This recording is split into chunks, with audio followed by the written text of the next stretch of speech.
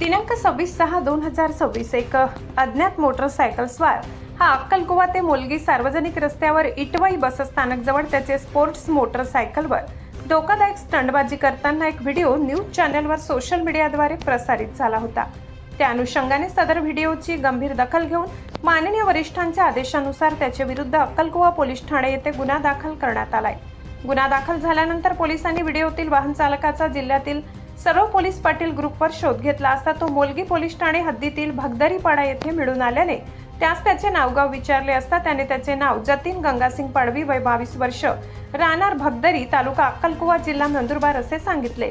त्यास चौकशी केली असता त्याने सार्वजनिक रस्त्यावर मोटरसायकलवर स्टंटबाजी केल्याची बाब निष्पन्न झाल्याने त्याच्या विरुद्ध लागू कायद्यानुसार कायदेशीर कारवाई करण्यात आली।